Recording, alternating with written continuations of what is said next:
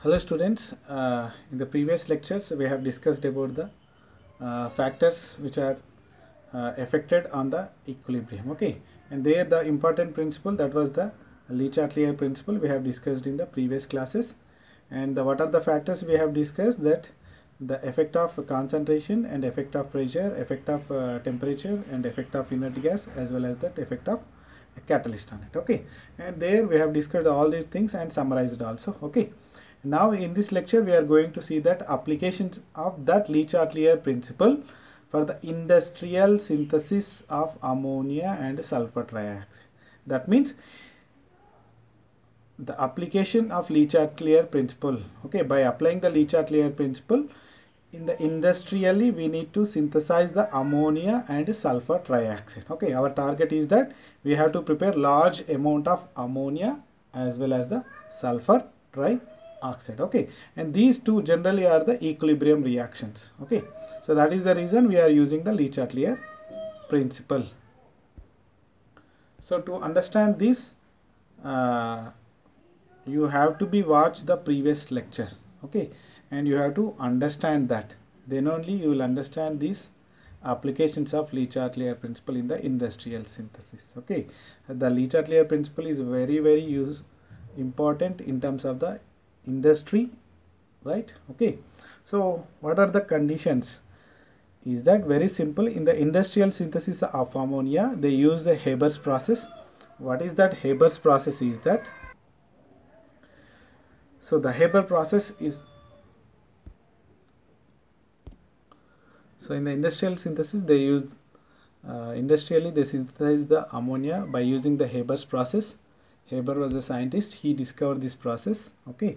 So what is that process? Is that they prepare the ammonia by reacting that nitrogen with the hydrogen, by reacting with the nitrogen with the hydrogen, okay.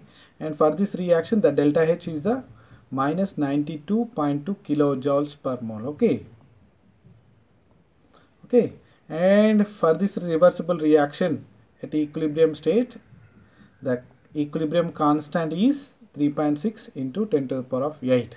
It is 3.6 into 10 to the power of 8, okay. So when you observe this value, you see this is above to 10 to the power of 3, right, okay. It is above to 10 to the power of 3, okay.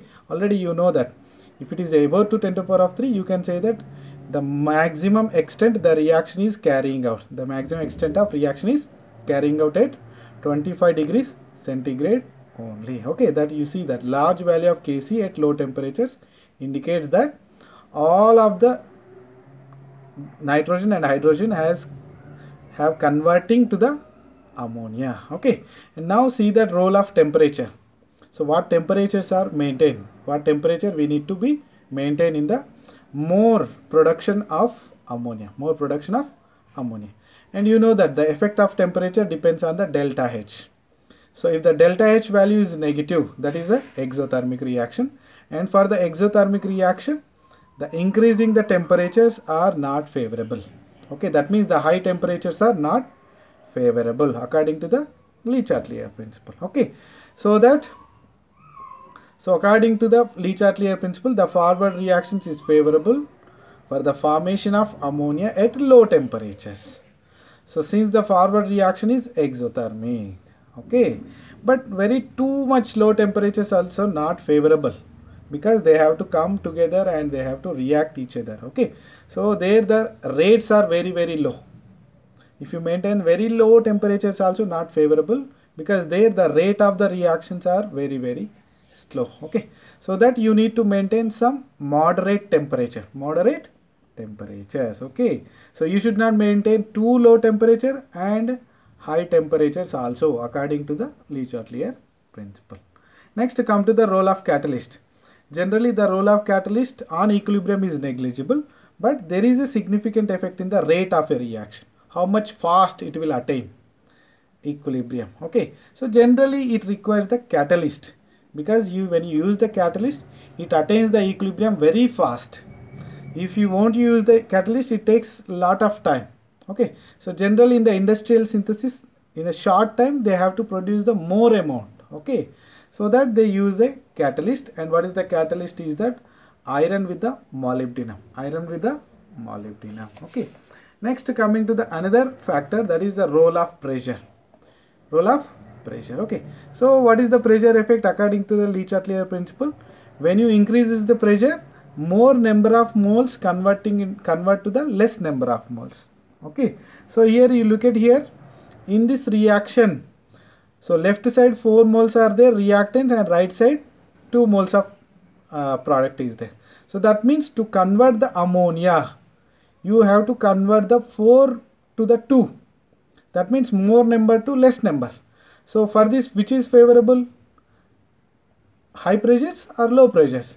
Generally the high pressures, because when you increases the pressure, the more number of moles converting into the less number of moles. So that here it requires the high pressures. Okay.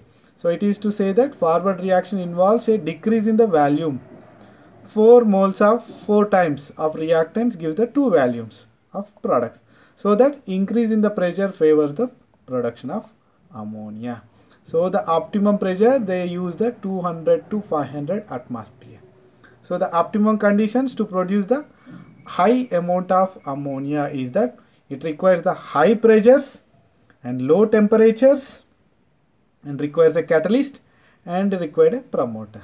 Okay, this is nothing but a total catalyst. Okay, so these are the optimum conditions they maintain to produce the large amount of the ammonia in the industry. Okay, by using the Le Chatelier principle. And next one is the industrial synthesis of sulfur trioxide, and sulfur trioxide is produced by reacting the sulfur dioxide with the oxygen. Sulfur dioxide with the oxygen. Okay, and again for this the delta H is again minus 189 kilojoules per mole. Okay, again it is a negative, so that it is exothermic. Okay, and so look at the Kc value. The Kc value is 1.7 into 10 to the power of 26. So it is a very, very huge value, right? Okay, so again according to the Kc value, you can say that at very low temperatures only, maximum sulfur dioxide and oxygen is converting to the sulfur trioxide. Okay, right. The large value of Kc at low temperature indicates that the reaction should go to completion. But oxidation of sulfur dioxide to sulfur trioxide is a slow process, and it does not give significant amount of sulfur trioxide even after keeping the reactants in contact for a long time. Okay, according to the kinetically, it is according to the Kc value, it is fine. It will convert into the products, but there is a problem that even the rate is, the conversion is very, very slow. So for that, what they will do is that they will see different factors. One is the temperature. So temperature, high temperatures, is it favorable? It is the exothermic reaction. So for the exothermic reaction, generally low temperatures are favorable. Again, not too low. Okay, that moderate temperatures. Okay, so that though the reaction is exothermic and is favored at low temperature, an optimum temperature of 450 to 500 degrees centigrade. Don't assume, sir, it is very, very high, means of course, but it is an optimum temperature to maintain the formation of sulfur trioxide.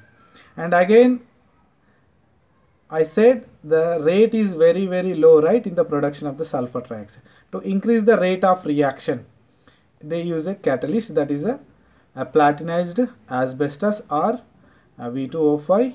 Okay, anyone, they will use the catalyst. And again, since the effect of pressure, next you see that effect of pressure. So what pressures we need to take? Okay, left side you see that 3 moles is there, and right side 2 moles is there. So high number of moles you have to convert into the less number of moles. Okay, so that means you need a high pressure. You need high pressures. Okay, so since the reaction proceeds in the forward direction with a decrease in volume, 3 moles to the 2 moles, so that you require a high pressures favors the formation of sulfur trioxide. But the problem is that in the industry, the high pressures leads to the corrosion of the reaction chamber, because reaction chamber is also very, very important. So that they maintain the optimum pressures, and that is 1 to 2 atmospheres, 1 to 2 atmosphere.